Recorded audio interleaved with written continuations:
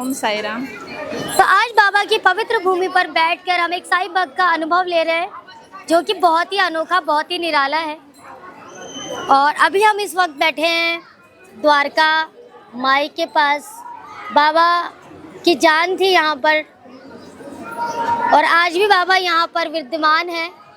अपने भक्तों की हर ख्वाहिश को पूरा करते हैं, हर सपने को पूरा करते हैं। और आज हमारे साथ एक भक्त जुड़ रही है। क्या नाम है आपका? जी, मेरा नाम कुसुम जाधव है। कुसुम दास, कुसुम जाधव। जाधव। तो सबसे पहले ये बताइए कि जो आपका जो बाबा से आज आप इस वक्त शिरडी में बैठे हो जी। और बाबा से जो ये कनेक्शन हुआ, ये प्यार हुआ, और आप कुसुम जी आप यहाँ पर बैठे हो, कहाँ से हो वैसे आप? मैं वैसे एमपी से बिलोंग करती हूँ और अभी फ़िलहाल मैं शिरडी अपने गोवा में रहती हूँ और गोवा से अभी यहाँ पर आई हूँ बाबा के दर्शन के लिए। तो ये जो गोवा का सफ़र, गोवा से यहाँ ये शिरडी का सफ़र, पूरी स्टोरी आप पूरी कहानी की तरह बताइए, कैसे आप बाबा से जुड़े? मैं पहले कहना चाहिए बाबा की सिर्फ पूजा करती थी। अपने जब मम्मी पापा के घर में थी तब मैं सिर्फ पूजा करती थी बाबा की, और ऐसे मतलब कोई किसी ने बोला ऐसे नहीं, मतलब मेरी भक्ति थी उन पर, इसलिए मैं उनकी पूजा करती थी। और पूजा करते करते मतलब ऐसा कि एक ये था कि चलो पूजा ही करते, जैसे शंकर भगवान पार्वती जी की करते वैसे ही मैं साईं बाबा की करती थी। उसी के साथ में जैसे जैसे मतलब शादी वगैरह हो गई, शादी हुई हमारी, तो मैं शादी होके गोवा आई यहाँ पर मिस्टर के साथ में। और जब गोवा आई तब भी हम लोगों के पास कुछ नहीं था। जब मैं गोवा आई थी मिस्टर के साथ में, तब मेरे पास सिर्फ एक जोड़ी कपड़े में हम दोनों अपने घर से आए थे, मतलब एमपी से अपने गोवा तक एक जोड़ी कपड़े में आए थे। और उसी एक जोड़ी कुछ करने की भावना थी, कुछ करना है जी। और साथ में हम लोगों का जब जैसे कोई भी नहीं था, हम लोग अकेले ही थे वहाँ पे। एक तो किसी से पहचान नहीं थी, किसी के साथ कोई मेल जुलाव कुछ नहीं था। और वहाँ पे मेरे जो बहनोई हैं, छोटे जो बहनोई हैं, वो वहाँ पे जॉब पे थे, जॉब में थे। और जॉब करते करते उन लोगों का जॉब गवर्नमेंट जॉब हो गया उनका, तो वो उड़ीसा चले गए। उड़ीसा जाने के बाद में हम दोनों पति पत्नी वहाँ अकेले ही रह गए। मतलब हम लोगों को एक शुरुआत करनी थी वहाँ से, जब वो छोड़ कर गए थे हमको कि हम लोग वहाँ अकेले रह गए। तो एक मन में था कि मैं कुछ करूँ, लेकिन क्या करेंगे कुछ मालूम नहीं था, कैसे होगा ये भी मालूम नहीं था।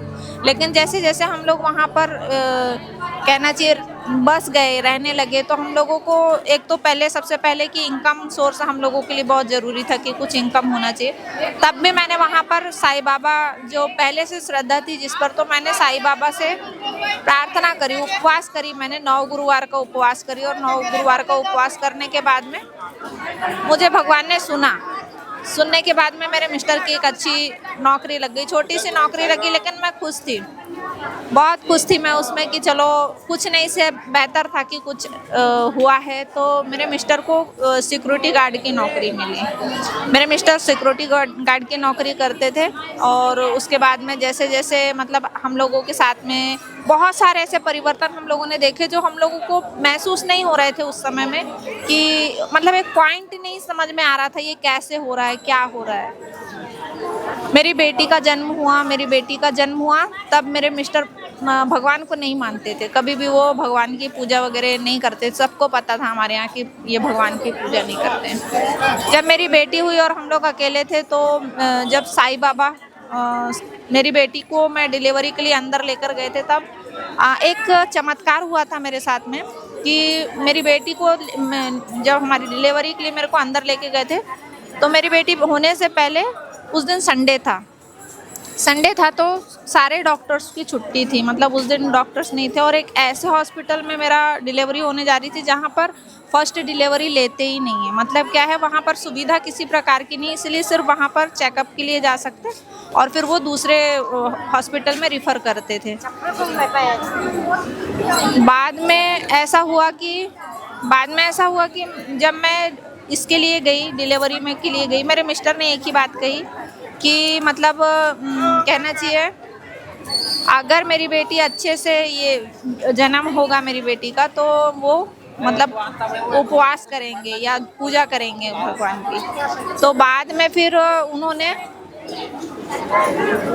क्या किया, उन्होंने भगवान से प्रार्थना करते हुए बोले कि अगर मेरी बेटी अच्छे से जन्म हो जाएगा, उसका कुछ प्रॉब्लम नहीं होगी हमारे यहाँ, तो वो मतलब कहना चाहिए कि हम लोगों को पूजा के लिए मैं खुद से पूजा करूँगा। तो मेरी बेटी का डिलीवरी बहुत अच्छे से हुई और मेरे कहना चाहिए नॉर्मल डिलीवरी हुई, एक ऐसे हॉस्पिटल में जहाँ पर मतलब कोई सुविधा नहीं थी या कुछ भी नहीं था, नॉर्मल डिलीवरी। हम लोगों को बहुत खुशी हुई। उसके बाद से मेरे मिस्टर मतलब कहना चाहिए साईं बाबा को मानने लगे, ये सोच के कि कहना चाहिए हमारी जो प्रॉब्लम थी हमने बाबा से बोली और बाबा ने उसको एकदम ऐसे सॉर्ट कर दिया, ऐसे हल कर दिया कि जिसकी सीमा नहीं थी, मतलब कोई भी एक नॉर्मल व्यक्ति नहीं कर सकता है मुझे। बाद में थोड़े दिन होने के बाद में क्या हुआ, मेरे पापा की डेथ हुई थी। तो मेरे पापा की जब डेथ हुई थी तो हम लोगों ने पापा की डेथ में जाना था। तो जब हम लोगों को खबर मिली, हम लोग निकले घर से। उस समय भी एक ऐसे चमत्कार से गुजरे थे हम लोग कि हम लोगों के पास में पैसा नहीं था। घर मतलब ना गोवा से एमपी जाने के लिए जो किराया होता है वो भी नहीं था हम लोगों के पास में। लेकिन जब हम लोग निकले थे घर से तो हम लोगों ने बस इतना बोले थे कि थोड़ा बहुत जो जुगाड़ हो गया, मतलब कहना चाहिए किराए वगैरह का जुगाड़ किया हम लोगों ने और घर से निकल गए कि चलो देखेंगे आने का वापस कैसे क्या होगा। जब हम निकले थे ना उस समय अचानक ही, मतलब जब हम घर से निकले रेलवे स्टेशन पहुंचे, सबसे पहले मेरे मिस्टर को एक पर्स मिला। ऐसे ही करते करते पता नहीं जितने बार भी हम लोगों के पास पैसे कम पड़ते थे, घर वापस आने तक हमको पर्स मिलते रहे। अच्छा? और पर्स में उतने ही पैसे जितने की जरूरत हमको होती थी। ये अच्छा? मैंने अभी आपको बताऊंगी। कितनी बार पर्स मिला था उस टाइम में? 3 बार 4 बार पर्स मिला उसी टाइम जब हम नहीं घर से निकल के और जब वापस आने तक का। अच्छा, इतना पैसा कि हम लोगों को कमी ही नहीं है। और गिरा भी ऐसे नहीं कि चलो गिर गया है और कोई देख नहीं रहा। 100 लोग रेलवे स्टेशन, आप भी जानते होंगे कि रेलवे स्टेशन में कितने लोग हैं, सिर्फ इनको ही दिखता था वो पर्स। और हम सोचते भी थे, ऐसा नहीं हमारा इरादा नहीं था कि हम वापस करना है, लेकिन वहाँ पर लोग ही नहीं दिखते थे जब हम वापस करने के लिए सोचते थे। ये बहुत क्या बात है, बाबा का चमत्कार। ये हमारे साथ हकीकत में हुआ है कि मतलब फिर जब हम लोग वापस आए, बहुत से लोगों का जो नुकसान हुआ वो हम समझ सकते हैं, लेकिन जब भी हम पर्स खोलते थे ना उसमें उतने ही पैसे होते थे जितने की हमको ज़रूरत होती थी। उसी के साथ साथ मेरा स्वास्थ्य भी अच्छा नहीं रहता था। तो ये मेरे मिस्टर बार बार बोलते थे कि अगर ये ठीक हो जाएगी तो मैं पूजा करूँगा या जो भी पान प्रसाद। उनकी श्रद्धा ऐसे धीरे धीरे बढ़ती गई। उसी के साथ ही एक बार ऐसे हुआ कि अभी ये 2019 की बात है। 2019 में 19-20 जब कोरोना लगा हुआ था, मेरे मिस्टर सीढ़ियों से गिर गए थे। मतलब सीढ़ी कैसी, हमारा ऊपर और नीचे दोनों में रूम है, नीचे भी रूम है और ऊपर भी। तो ऊपर जो जाने के लिए जीना होता है, सीढ़ी जिसको बोलते हैं, वो सीढ़ी से वो नीचे गिर गए थे। कम से कम 8-9 सीढ़ियाँ हैं वो। और ऐसी जगह मतलब गिरे थे तो उनके सर में पीछे चोट आई हुई थी। और वो दिन था, ईद का दिन था, याद है मुझे, ईद का दिन था। और ईद के दिन वो गिरे ना तो उनके पीछे ऐसे चोट आ गई थी, तो खून निकल रहा था। और जितनी जगह में मतलब लगा हुआ था उतनी जगह से पूरा मांस और बाल निकल के अलग हो गया था। और वो गिरे थे तो कम से कम ऐसे 5 मिनट 10 मिनट तो उनको होश नहीं था, बिल्कुल भी होश नहीं था। और वो गिर गए थे और अंधेरा था सीढ़ियों में, इसीलिए मेरे को भी पता नहीं चला कि चलो गिर गए तो कहीं लगा होगा, कहीं लगा है या नहीं, ये समझ में नहीं आ रहा था। क्योंकि ऊपर सीढ़ी से उतना लंबा आदमी गिरना, उतने वजन से गिरना, तो और जब उनके हार्ट मतलब वो एकदम बेहोश से हो गए थे, तो मेरे को यूँ लग रहा था कि कहना चाहिए क्या हुआ होगा उनको। देखने के बाद जब मतलब मैंने उनको और जब होश आया तो वो सिर्फ साईं बाबा इतना ही नाम। क्या बात है, मतलब क्या बात है। होश आने के बाद यूँ रहता ना आदमी, कहाँ लगा है क्या लगा है यूँ सोचता है, लेकिन वो नहीं। जैसे ही होश आया सिर्फ मेरे को कुछ नहीं होगा, साईं बाबा मेरे साथ में है, ऐसा मतलब वो बार बार बोलने लगे। और हम सब मतलब घबरा से गए थे कि अचानक से ये उठ के और एकदम दंदरा कर ऐसा बोल रहे। तो हम लोगों ने बहुत देर तक कोशिश करी उनको ठीक करने की। फिर उसके बाद मैंने ट्रीटमेंट वगैरह कराई, ठीक हो गए थे। फिर उसके बाद और एक एक्सपीरियंस ये हुआ मेरे साथ में कि मतलब कहना चाहिए मेरे अभी लास्ट टाइम अगस्त की बात है, ये अगस्त में मेरे मिस्टर की कार जो है वो चोरी हो गई थी। चोरी हो गई थी तो हम लोगों ने क्या किए कि मतलब कहना चाहिए कार चोरी हुई तो इन्होंने मुझे फ़ोन किए घर में कि सिमी ऐसे ऐसे हो गया, मेरे सामने से कोई आदमी गाड़ी लेके चले। गाड़ी के अंदर हमारा जो हम धंधा करते हैं, बिजनेस है हमारा, वो बिजनेस का पूरा मटेरियल उसके अंदर था। और गाड़ी सामने से, अपने सामने से अगर कोई ले जाए तो चोरी होगी एक हिसाब से, लेकिन जब लेके गया तो हमको पता नहीं था कि क्या। लेकिन मेरे